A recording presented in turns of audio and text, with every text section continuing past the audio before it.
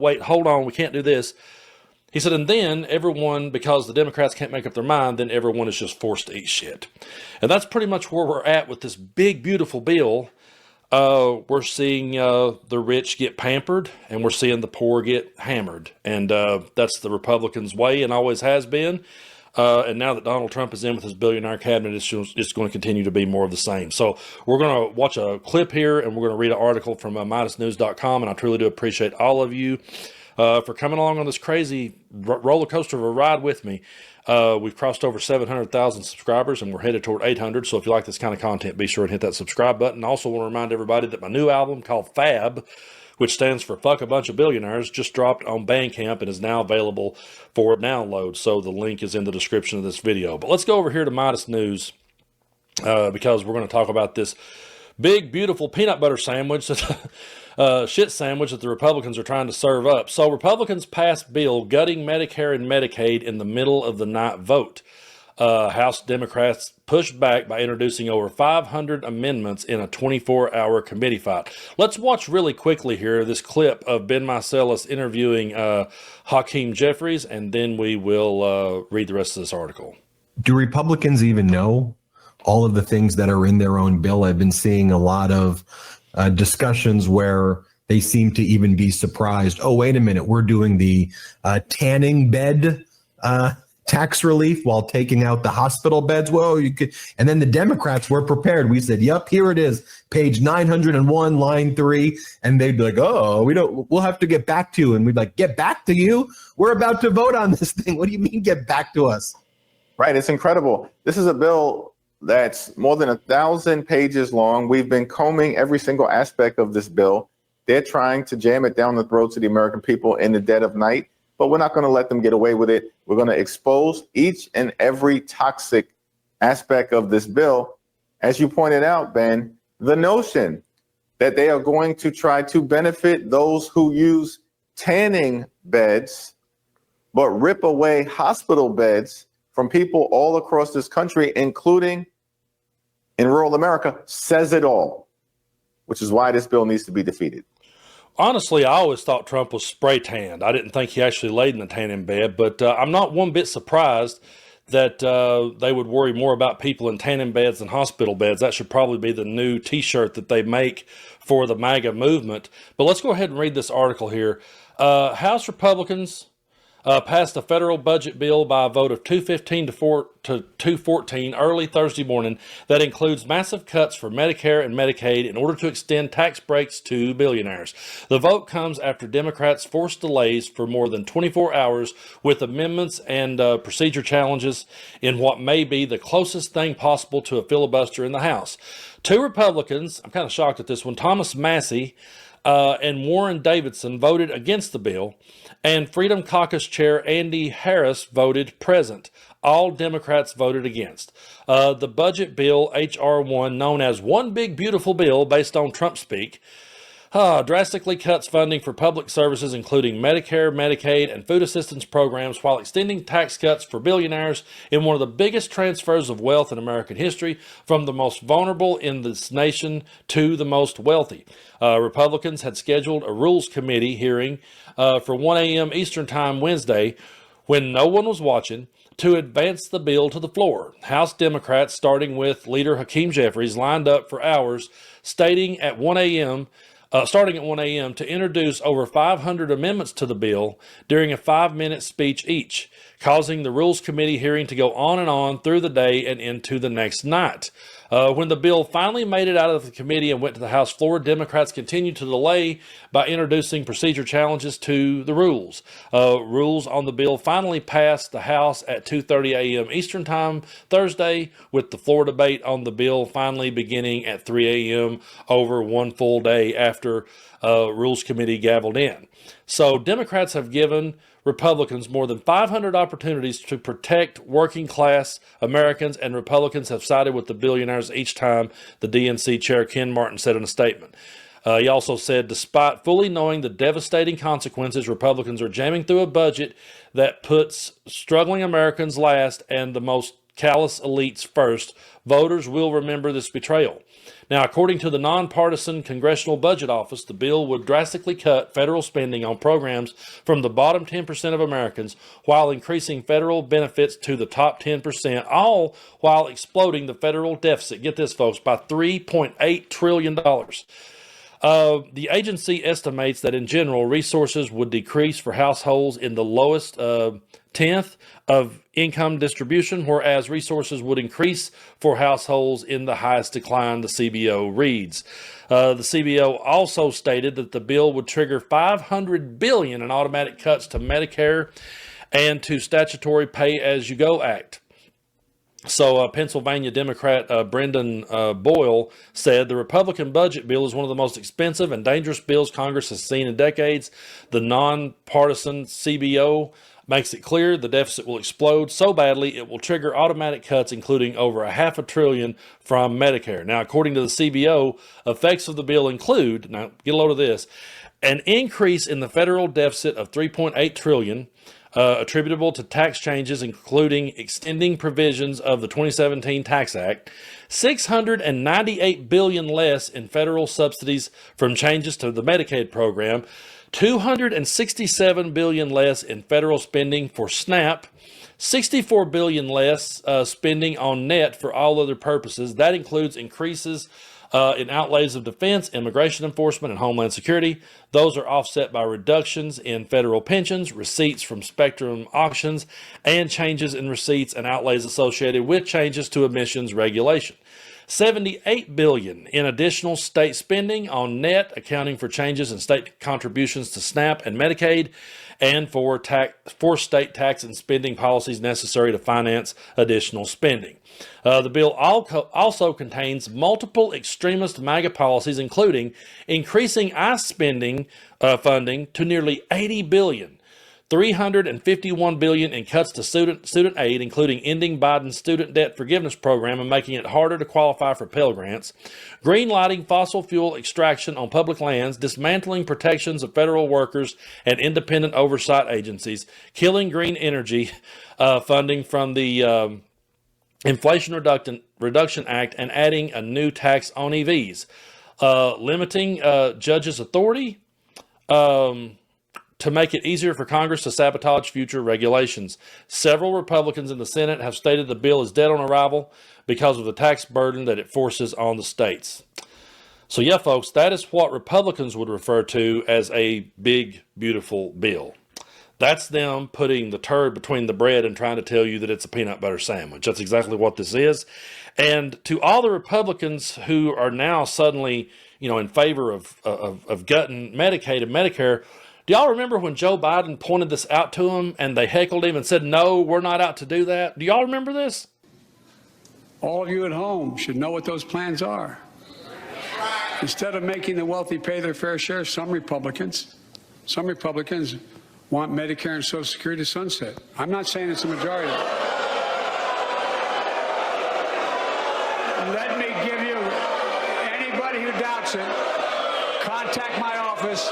I'll give you a copy of the proposal. That means Congress doesn't vote. Well, I'm glad to see you. No, I tell you, I enjoy conversion. It means if Congress doesn't keep the programs the way they are, they'd go away. Other Republicans say, I'm not saying it's a majority of you. I don't even think it's even a significant, but it's being proposed by individuals. I'm not politely not naming them, but it's being proposed by some of you. I really think that clip right there just needs to be played on repeat. Folks, I'm not the sharpest knife in the drawer, okay? I'll be the first one to say that. I graduated from a poor high school in southeast Kentucky with a 2.5 grade point average. I barely made it out the door, truthfully, if I'm being honest with you. I was one of those kids that was too busy playing my guitar and just dying to graduate so I could go play in the dive bars before I was actually old enough to get in them. So, what I've learned is stuff that I've learned over the years, educating myself and reading for myself and learning and listening to others. But I have enough sense to see through a grift, and I have enough sense to see through when someone is absolutely trying to make me eat a shit sandwich. And that's what's going on here. First of all, I'll just say this. If someone came out, I don't care what political party it was, and said, one big beautiful bill, I would automatically go, that's like a used car salesman. Okay. And I don't trust that shit. It's like when the used car dealer says, come on down to so-and-so's auto sales and, you know, go in debt for the rest of your life. And then I'll give you a free watermelon, and everybody runs down there to get it. You know, it's such an insult, and it's just a way for Trump and his cronies to get richer, and the people that voted for him and waiting for the cheaper eggs to just struggle harder. So we'll keep following this story, and I know sometimes, you know, I've been trying to read through the bill. For people like us, it can be confusing, and you know, when they're that long, you can easily get bored and tap out after a while. But they're absolutely going for our throats. And they're doing it to line their pockets and make themselves richer. They are always going to play the culture wars. They're always going to get people worked up over things that don't matter, and they're going to sneak stuff like this in the middle of the night. That's why we have to stay awake. We can't fall asleep, and we can't rest on our laurels, because we're up against a radical administration. We're up against something that we've never seen before, and we have to pay attention, because they're going to try their best to sneak it in when we're not looking. So one of the most ridiculous talking points that MAGA has ever made is the one where they claim that Donald Trump loves this country so much that he ran for president when he didn't need the money. And he's not profiting off the presidency at all, because he's not even taking a salary, man. He loves it so much. I mean, he was a billionaire. He had it made. He could have just spent out the rest of his life just, you know, raking in his wealth and living it up. But instead, he loved us so much that he gave all that up to come out here and fight for us. And if you believe that, folks, I have some oceanfront property right here in East Tennessee that I'd be glad to sell you. But I have never been able to sell ice water in hell. Meanwhile, Donald Trump could sell, you know, the dude could sell gasoline in hell. It's the craziest thing that I have ever seen. But that is one of MAGA's biggest talking points, is that he's not doing this to profit off the presidency. And Caroline Levitt recently said that. Take a look. Previously from this podium that the president is abiding by all conflict of interest laws that are applicable to the president. And I think everybody, the American public, believe it's absurd for anyone to insinuate that this president is profiting off of the presidency. This president was incredibly successful before giving it all up to serve our country publicly. And not only has he lost wealth, but he also almost lost his life. He has sacrificed a lot to be here, and to suggest otherwise is frankly completely absurd. So I did grow up right here in Appalachia, and yeah, it's spelled Appalachia, like throwing apple at you. That's how you say it around here. The further west you get, or the further southwest you get, suddenly it becomes Appalachia. But up here where we're at, it's Appalachia, and it always will be. I grew up here. I grew up poor. My dad was a coal truck driver. My mom, you know, cleaned houses and worked odd jobs to make ends meet. I was always told when I went to school to be sure to eat. If they gave us seconds, to be sure and take it, because we didn't have a whole lot when I got home. There's nothing relatable to me about Donald Trump. There's no way that I've ever looked over at that dude whose daddy gave him a small loan of $1 million. There's no way that I've ever looked over at that dude and thought for 1 second that he cared about people in my part of the world. And there's never been a time that I looked over and thought, you know what, boy, he struggled. It would be totally different if Donald Trump was a guy who did come from nothing. But he came from wealth. He blew his wealth. He bankrupted casinos. He's made a train wreck out of the American government, and then he just sits back and continues to rake in wealth. And Jessica Tarloff, who tries to be the voice of reason over on Fox News, was trying to point out his recent crypto dinner. And the other hosts aren't having this, because they really realize the more you talk about this, the more unrelatable Trump becomes. But at least Jessica tries right here. Take a look. Hold on, let me get him on the phone. Josh? Tell him I loved his op-ed. Right. And Greg mentioned a staggering level of corruption. And I just got a note that the staggering level of corruption from last night's meme coin dinner. That's what you're focusing on, the 40%, meme coin. No, 40% of Donald Trump's wealth has been accumulated since he became president because of 2 crypto coins. The New York Times did interviews with foreign buyers of this cryptocurrency who came over here to have dinner with him. A guy from South Korea. This is not even part of the segment. So what? You're talking about a meme coin. Yeah. No, I'm talking about who's corrupt and who is profiting off the American American office. Did he try to cover that up? I don't think so. Yeah, Caroline Levitt said You're defending an administration that covered up a dying leader, and you're sitting here going, but meme coin, meme coin. I'm saying billions All right, let's of give dollars. Paul a chance to clean it up real quick. Paul, final It is thoughts. clean on my side of the street. All right, all I can say is that. First of all, I just got to say that I do not have the temperament to do Jessica's job. There's not enough money in this world that you could pay me to sit there across from these morons and listen to them always try to find a way to spin it in Trump's favor. Notice what they did. They just started laughing about it. And then what did they do? They reached into one of their old bag of tricks and they just started blaming it on Biden. Let's talk about Biden's health. Let's talk about what did they know. Let's not talk about the fact that Donald Trump is absolutely making a fortune. His family is making a fortune. He's doing it off of the presidential office, and it's an absolute disgrace to our country that we let this continue to go on and just find ways to laugh it off and go back and talk about Biden's health. But I wanted to dig in a little bit more on this political crypto dinner that he had, and I found this article over here on Politico, so I'm going to bring it up and we're going to read just a bit from this because this is pretty interesting, folks, and I think more people needs to be made aware of just what Trump is doing to profit off of the presidency. So here we go. What life is this? The crypto investors who bought a dinner with Trump. So Donald Trump, who in March hosted a White House summit for some cryptocurrency's biggest names, is poised to sit down with another type of digital asset fanatic, the top investors in his personalized meme coin.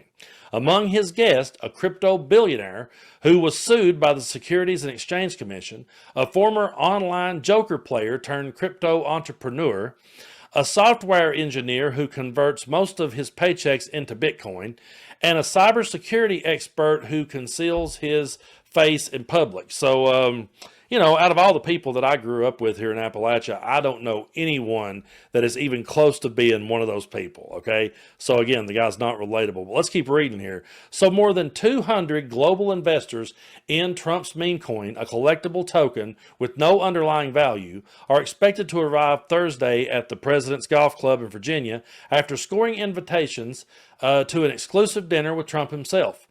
The investors recently bought $148 million worth of meme coin, generating millions of dollars in trading fees for the Trump family and its partners behind the venture, who also control most of the token.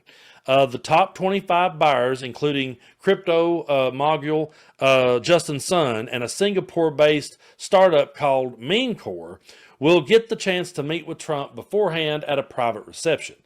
Now, this is coming from Morton Christensen, says, the whole week I was talking to my wife and father. Wouldn't it be insane if I get to meet the President of the United States based on a meme coin competition? What life is this? Well, it's a life that we will never live. And the majority of Trump's supporters and the voters who are still hanging on to Donald Trump, it's a life that they will never come anywhere close to living. And I'll never understand why they sit back and cheer for this dude. But the meme coin dinner, billed as the most exclusive invitation in the world, is the latest example of President's stunning pivot from crypto scourge to evangelist, an evolution that has been put on stark display since he took back power in Washington.